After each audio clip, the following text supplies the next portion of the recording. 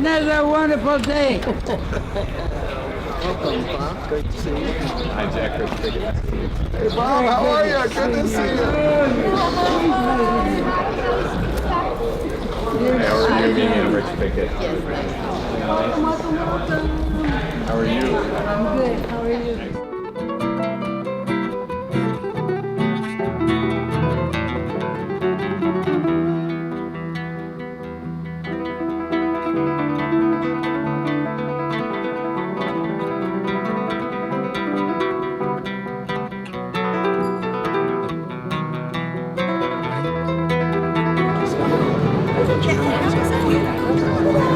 What's she doing? You know what? I feel That's what's important. She gets to do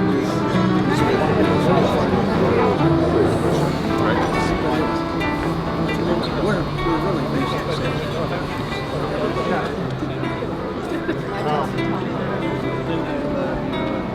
Get ready to eat. I'm so sorry about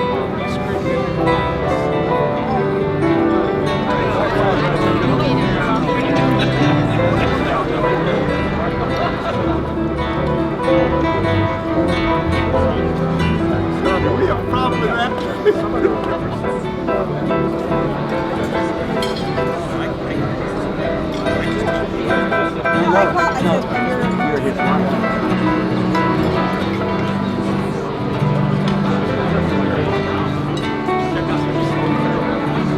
Chris, Monty, how are you?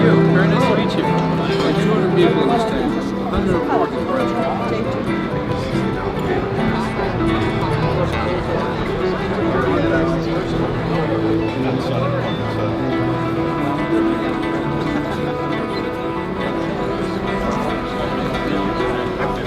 Andreas, price for Cadet. We take off with free gas.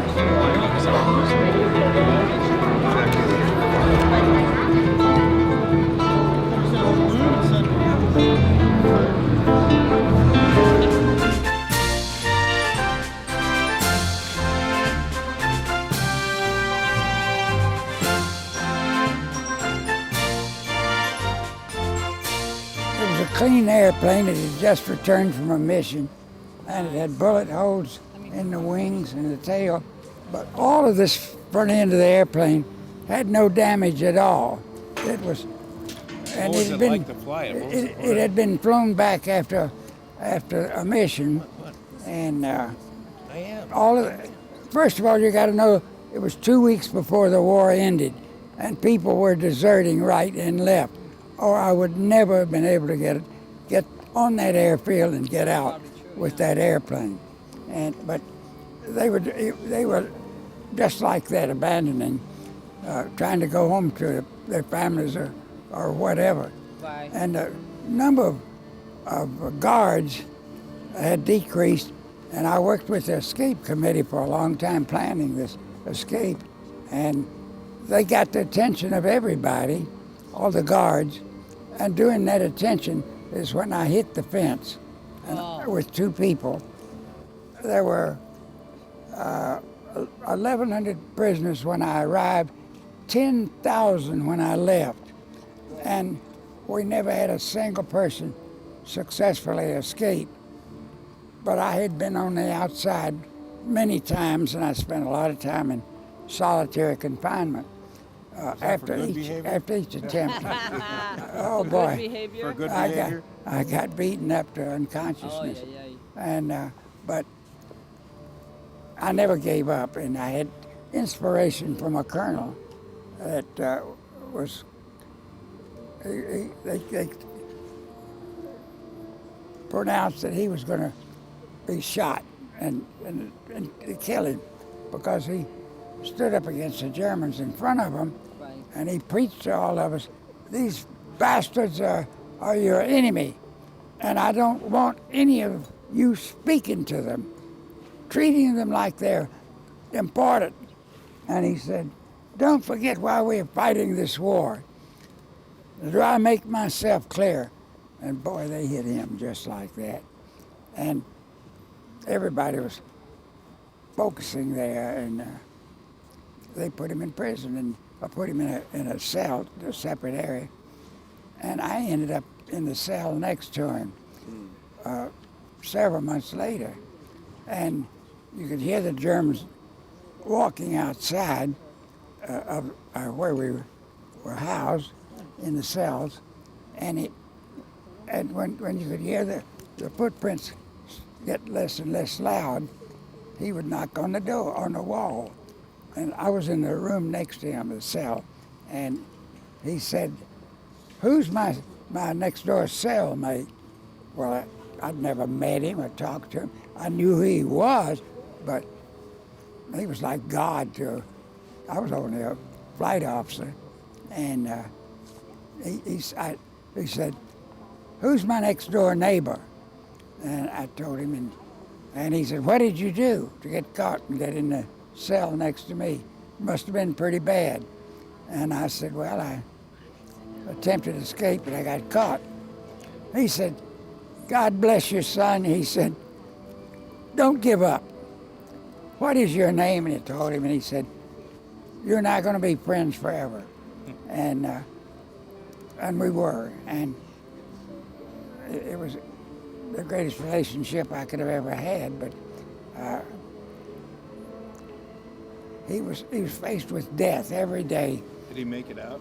And he got out all right, and he became, he went from colonel up to a general, and he headed a lot of big things in the Air Force. And he said, "I'm going to watch out for you when we get out of here. If I survive, I want to be your friend for the rest of my life." And I said, because I got in that cell next to him quite a few times, and we got pretty well acquainted. And then when I finally met him after the war, he was head of the training command of the Air Force. And the first thing he did was call me up, and he said, "I need to influence our young people that are coming into the service." He said, "I want them to see what you really ought to do for your country, and you've done it." And he said, I want to send you on a lecture tour, and the government would take care of picking you up, bringing you, and all of that." And he said, "I want you to go to all of the training command for every young man that gets in the service. I want them to know what a patriotism really is all about."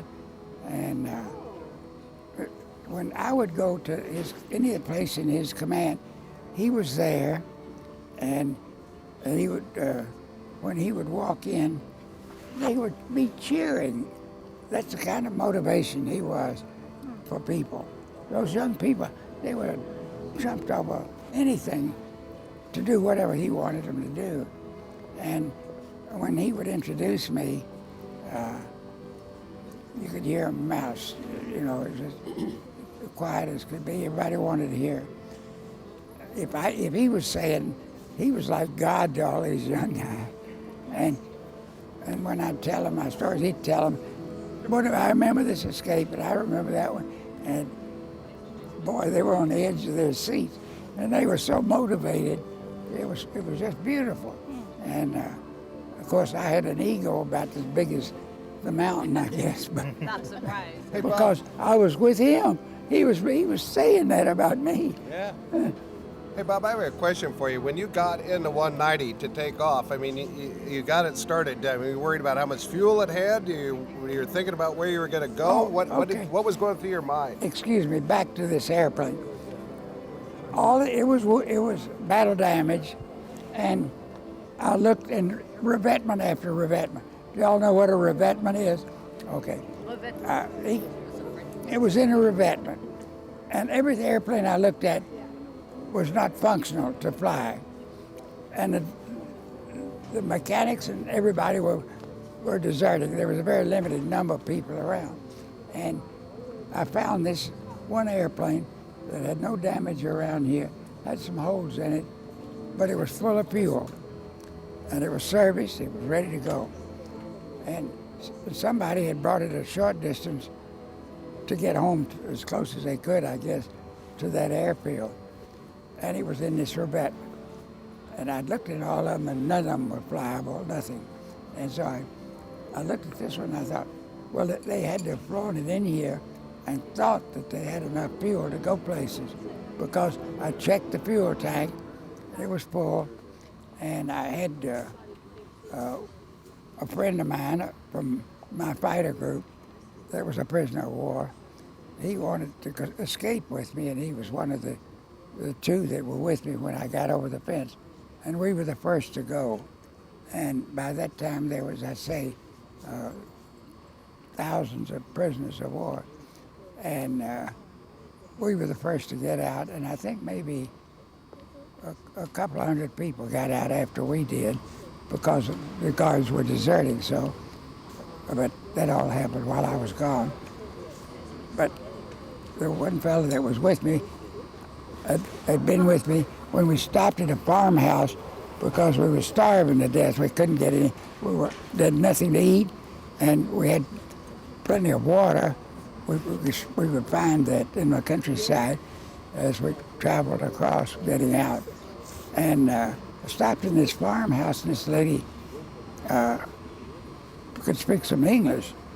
And I explained to her that we'd just escaped, and we hadn't eaten in 2 days, and we'd search fields where plants had been, like potatoes and things like that, and look and see if they'd left anything behind. But the Germans were getting hungry too towards the end of the war. And I told her, I conveyed to her, she said she could understand English a little bit. And I conveyed to her that we were hungry and starving to death. And I wrote a letter. I said, ask her for paper and a pencil. And she could understand me enough. And I wrote down on there a very nice few words saying, this lady has helped us in our escape by feeding us when we were starving to death, and she saved us when we needed it most. And we thanked her, and I shook hands with her, but we hadn't eaten things like eggs or food like that.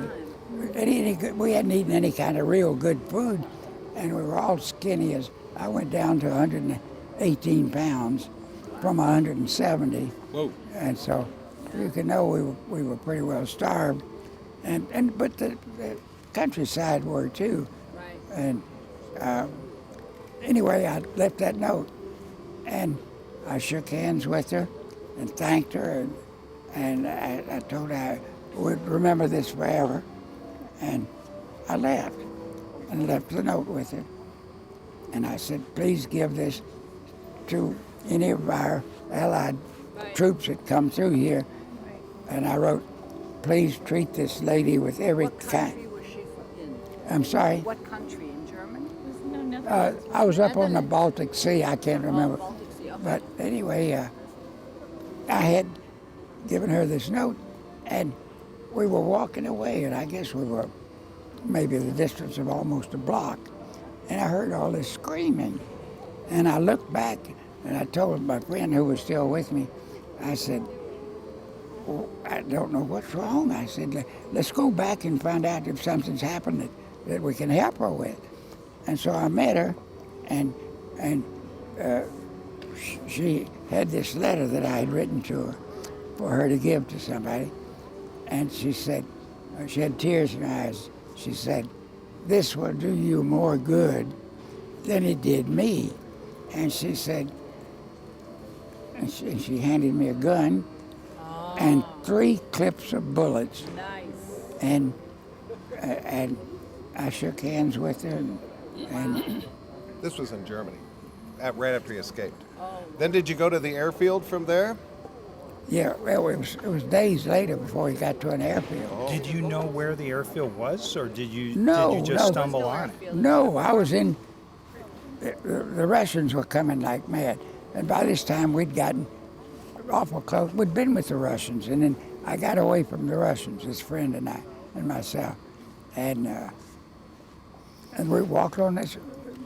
We had bicycles by then, because I had the gun, and I didn't get bothered, but they could see that I had a gun, and I just picked up the bicycles, mine, and my friend got one, and off we went, and we rode the bicycle for maybe 2 days, and all of a sudden I said, "Look, that looks like an airfield," and I went over there because I saw revetments, and that's where we hid our airplanes. They were camouflage over the top, and nobody would see the airplanes when they took reconnaissance pictures, and then they'd know where to bomb, that they were alerted. And so we were well prepared and got it. Nobody was really after us. They were walking down in front of the back of the airplane because it was in the revetment. And we were in there, and I was looking at the airplane thinking, this is going to work. And my friend didn't ever want to fly again.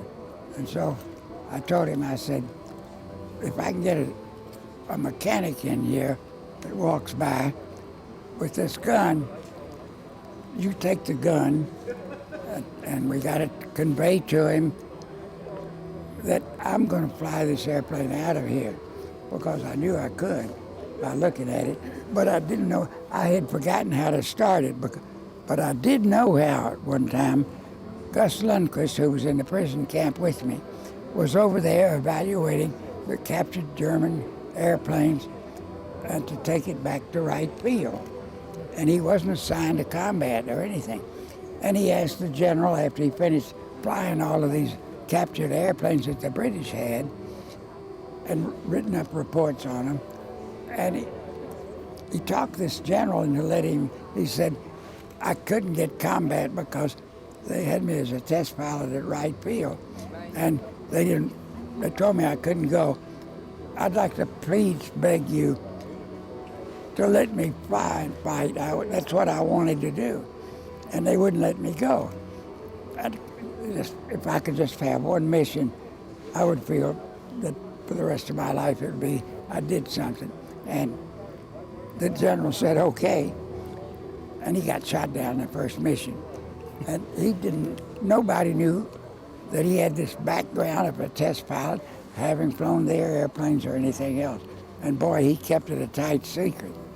And one day I heard somebody say that he had been at Wright Field. His name was Gus Lundquist. I would have chosen this airplane over a P-51. Really? What? And I had all kinds of experiences. You say? He said he would have chosen it over a P-51 Mustang. It was that much better. Wow. I mean, the acceleration and rate of climb, that is a huge engine for its weight. And the Germans did a magnificent job of designing it. Well, good evening, ladies and gentlemen. I'm Jack Daly, the John and Adrian Mars Director of the Smithsonian's National Air and Space Museum, and it's my honor to welcome you here tonight to the Stephen F. Udvar-Hazy Center. We're honored that you have chosen us as the site for this outstanding salute to the greatest stick and rudder man who ever lived.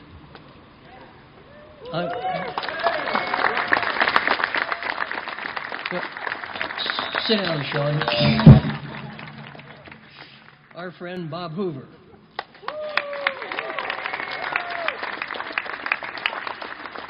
Bob is a living legend among pilots for good reason. As a self-taught aerobat, World War II fighter pilot, military and civilian test pilot, and aviation ambassador, his contributions to every aspect of modern flight cannot be overstated. On the way to becoming an aviation pioneer, Bob prevailed over many adversities. As an eyewitness to history and time and again, his stories include overcoming air sickness as a young man, a famous jailbreak from a German POW camp, and finding new and exciting ways to pour iced tea. I'm glad you're still here. Okay, good. We'll be hearing from Bob shortly, so I don't want to spoil too many of his best stories, but there's one that I have to tell. His Shrike, of course, is on display down here right under the Concorde. And when he arrived, he got permission from the tower to make a low pass, so he dusted us off, landed, taxied down, and we were all standing outside waiting to greet him as he came up to the hangar. he didn't look like he was slowing down, but he came up there and went right by us. Came right into the hangar. We tried to throw chocks under, whatever we could do, but we were unsuccessful. And the other thing we had told him was, hey, we're going to when we display this airplane, we wanted it in the configuration with the gear flaps down and the props feathered. So he brought it in and ran it up so he could get them into full feather. It was, he was delivering an airplane, and by God, we got it. Bob remains the only, this is another record for him, by the way, he remains the only pilot to ever taxi his aircraft directly into this hangar. And we intend for that record to stand forever.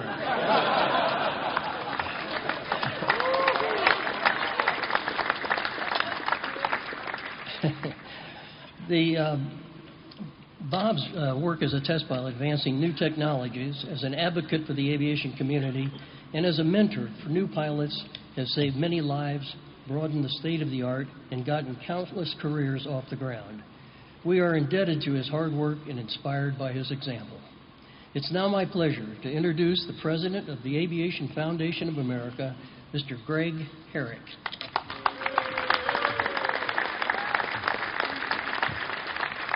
Thank you, Jack, and thank you for inviting us here to the hangar. Jimmy Doolittle called him the greatest stick and rudder man who ever lived. He's known as the pilot's pilot. To all of us in this room, Bob Hoover is simply the man we love, our hero. The statue, which will be unveiled tonight, is the result of a grassroots effort by the worldwide aviation community to make a statement, now and forever, of how much we honor and respect this great man. Tonight is Bob's night. And when you look around this museum, you get a sense of the gravitas of this evening.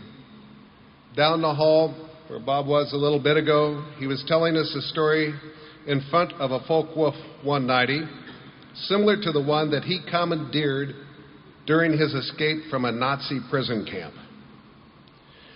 And down this hall, straight down there, is the famous Shrike Commander Bob used to demonstrate to so many what a truly great pilot can do with an airplane.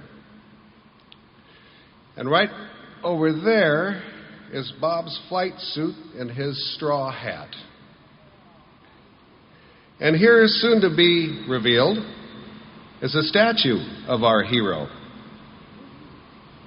But most importantly, right here, right now, on this stage, is the great Bob Hoover himself.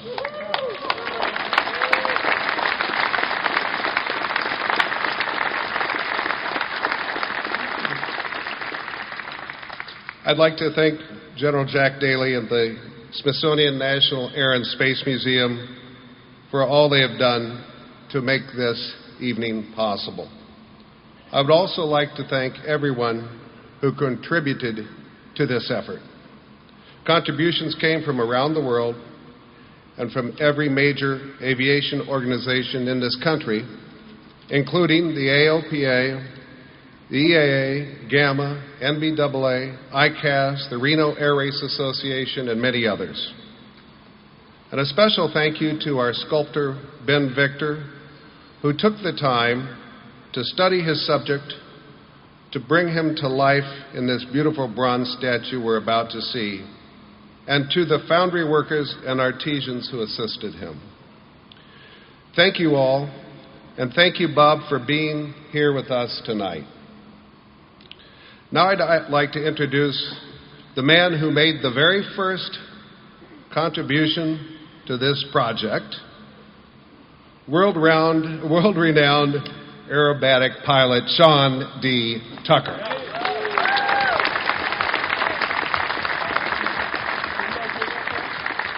Am I on? Yeah, I'm always on. You know, what's so great about tonight is just we're all friends. We're here for friends. And what's so great about tonight is that, there's never going to be another Bob Hoover. ever. Ever, ever, ever. The millions and millions of people who keep... No, that's not true, Bob. Not going to happen. That's guaranteed. But the point I'm trying to make is we're here because we love Bob and how he's touched our lives, how he's changed our lives. We're here because he inspires us. He makes us better human beings. And so there's never going to be another Bob Hoover. But we could be in the Bob Hoover Air Force, and we could take what he's taught us and how he's mentored us and how he's inspired us and take a little piece of that and do the same for the next person. And you know, and in this world, all God wants us to do is have us make the world a better place. And Bob's done that in spades. And Bob, I just, on behalf of my airshow community and the entire aviation community, thank you very much.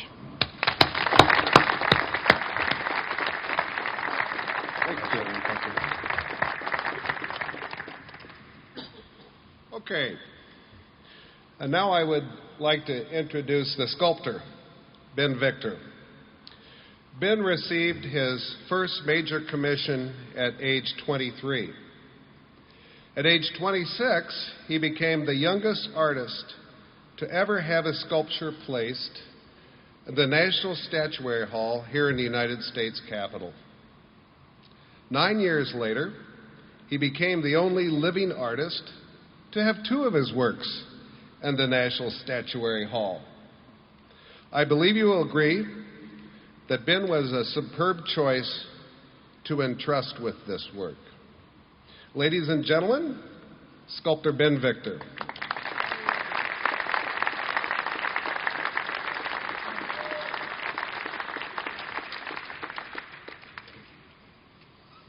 Thank you so much. Gosh, what an honor.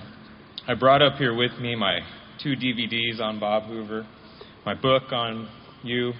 To meet you yesterday, finally, after watching all the footage and the films of the amazing acrobatics and aerobatics that he did, and then to read the book and read the story, you know, when it talks about him landing behind enemy lines, crashing the plane, and the injuries he sustained, and all of the things, all the stories that you all know as his friends and relatives, you know, I just really started to get into those shoes of what it must have been like, and the bravery that you took with a smile. You know, as they interview you in the book, I just hear that joy come through. And as a sculptor, as an artist, as somebody who gets to do something that I love for a living, I really could identify in that way. I could see that you just loved flying, and he loved what he did. And so that's what I'm trying to capture in this sculpture, is that dynamic individual, the people person who reached out through his talent and his gift and touched so many lives, like was just said a second ago. So when I'm working on this piece, you know, always the trick with a portrait statue is always to get it to look like the individual, right? So you can't just have that spirit behind it. You also got to get it accurate and make it look like the person that it's supposed to look like. So I started working on the piece, and I knew when it started to look like, and when people started walking in the studio. I've got a studio in Boise, Idaho, so that's a long ways away from here. But person after person would walk in while I was working on the clay and say, "That's Bob Hoover. I saw him fly at this air show or that air show. Man, he's amazing. Did you see when he did the one-wheel touchdown? He did this," and they're talking all about everything that you did. And I was just, you know, totally enamored. And so the inspiration and the energy that flowed through this piece while I worked on it is just amazing. And it's a momentous occasion, you know, to bring the work here. I told the people last night at the dinner, the foundry owner actually drove the piece here to the museum. That's how important this whole undertaking is. We didn't put it on some shipper's truck and hope that it got here and keep our fingers crossed. The foundry owner packed it up, brought it here personally. I met him here, and as they unloaded it, I just couldn't be happier with how the sculpture turned out. So I hope that all of you enjoy it. I hope that you look at it and capture that motion, that action, the joy, and the magnetism that you have as a person. It really moved me to work on this. And I brought all of these today because after this is all done, I'm going to ask you for an autograph on each of these. I'm a big fan. Thank you.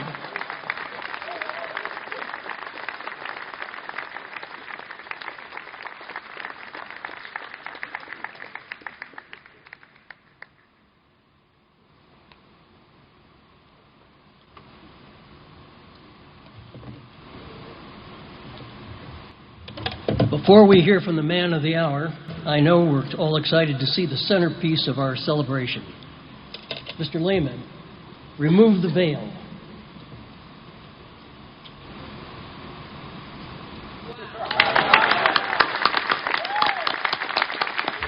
Can you see that?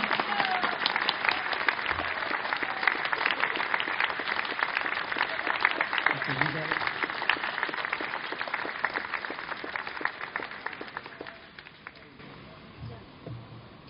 All right, Bob, there you are. Forever. Not exactly cast in stone, cast in bronze. All right, David Hartman, can you come to the stage? And am I off track here? I think you're on next, aren't you? I don't know, I guess. Yeah. You're the boss here, Oh, not yeah. me. Have a Hey, seat.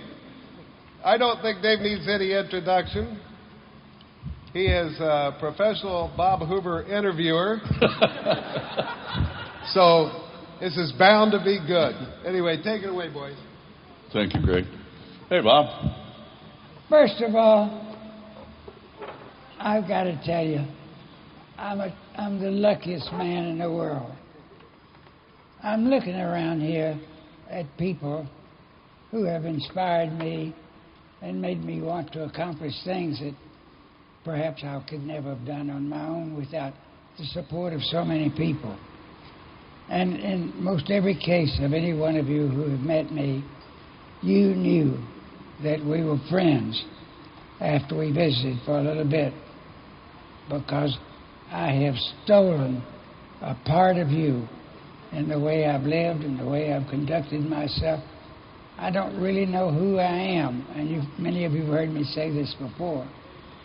I have tried to learn from all of you, my dear friends, the qualities that I may have that make people like me. And so I don't really know who I am, because I'm a bit of each of you. And I just wanted to be the best I could be on the face of this earth as a human being. And